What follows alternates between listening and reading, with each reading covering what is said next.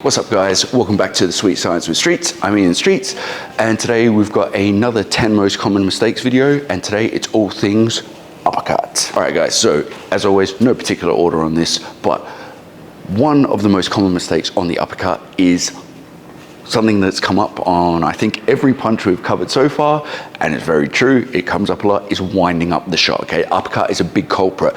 I would go as far as to say the uppercut is probably the worst thrown punch across the board, because as we discussed, the jab mechanically is relatively straightforward. The uppercut does have a little bit more to it. There's more places where it can go wrong, so more places it does go wrong. All right, the first one is dropping that hand to throw. That's winding up the shot. Okay, this person, my opponent, has this much time to hit me before a shot has even thought about starting.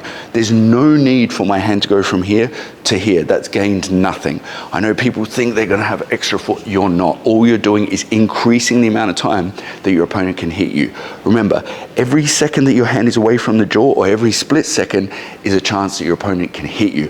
Why increase that window by taking it even further away? Okay, so number one mistake we want to avoid is winding up our uppercut. How do we avoid that?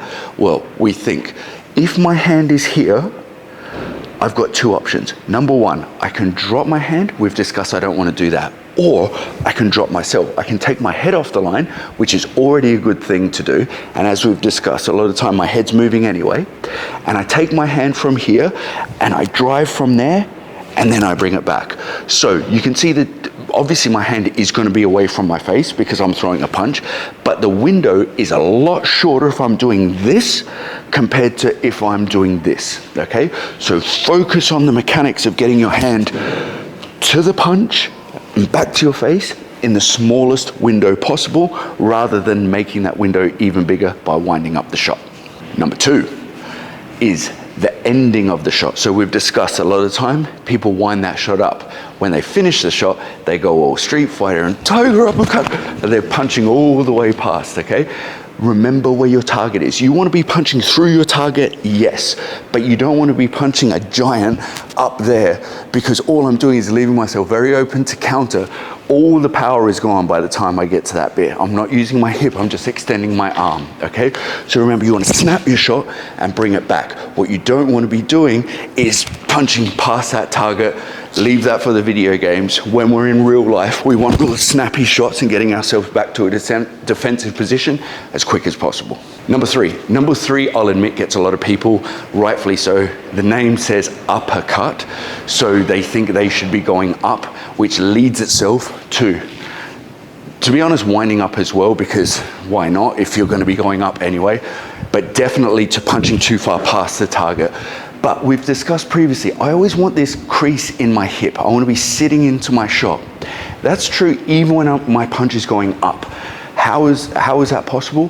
Well, what I actually do is my hand goes up, but I'm dropping myself down.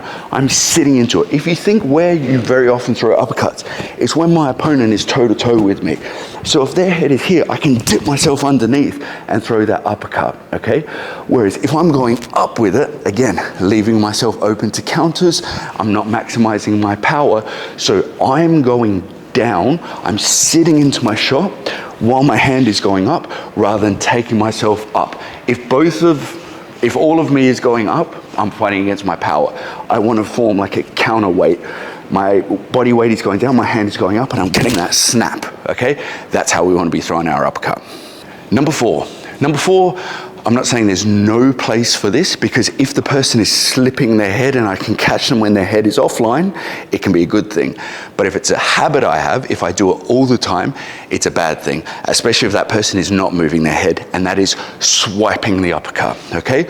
So there is a place for punching at a 45-degree angle off the line. As I said, if that person is slipping their head and I can catch them over there, you'll see some beautiful knockouts where that happens. The person's moving their head and then boom, they eat the shot. But if you're looking straight down the line, like my opponent would be, if I do this, If I hit them, great, but if I miss, you can see my chin. Anytime you can see my chin, you can hit my chin. So, whereas if I'm punching with an uppercut that's covering my face straight up the middle, again, we've discussed this testing of power scenario where you get someone to push. You're gonna be a lot stronger here than you are with your arm out here because you're gonna lose a lot of force here. I wanna be in the strongest position possible, and the way I'm gonna do that is by my knuckles being in line with my hips.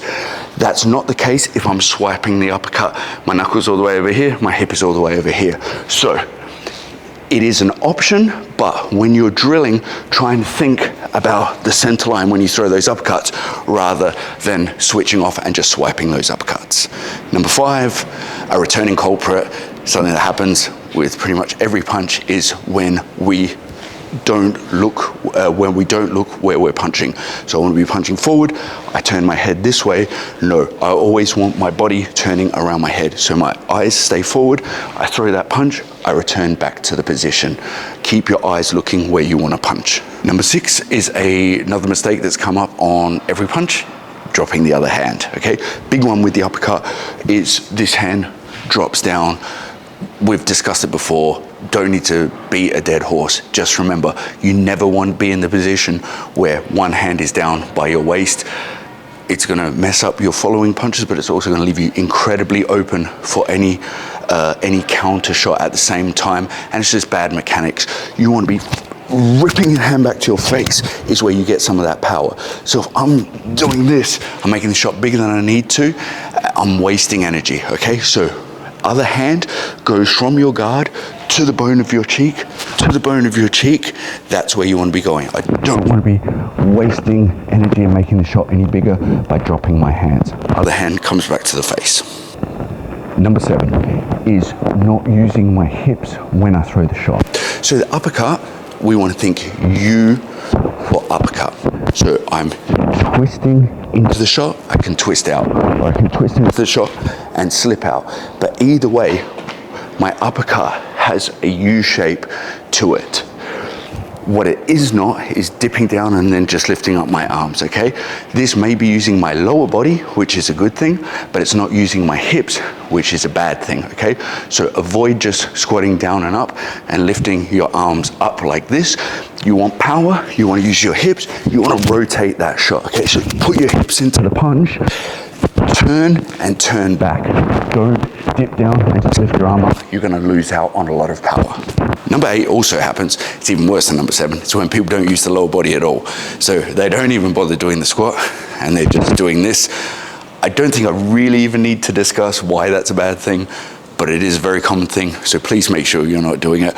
Lower body, hips, turn the shoulders, make the U shape, bring the other hand back to your face. The uppercut is going to be infinitely better. Don't just lift your arms up.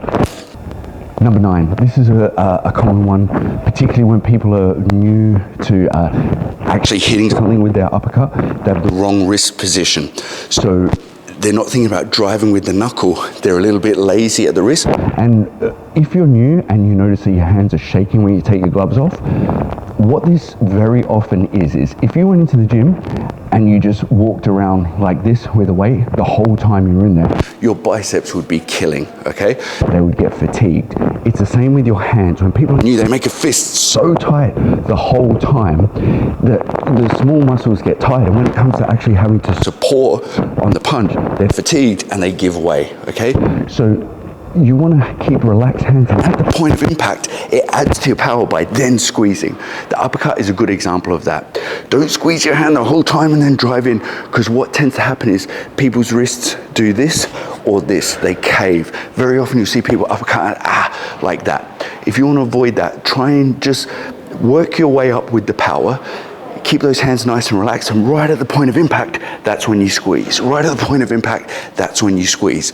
But what is important is getting that stacked position, knuckle above elbow if you can. You're going to be nice and strong there. Obviously, we can change that if we're uppercutting at more range and things like that. But when you're drilling and you're drilling the basics and you just want to find your strongest position, that's going to be it, okay? So don't clench those hands the whole time.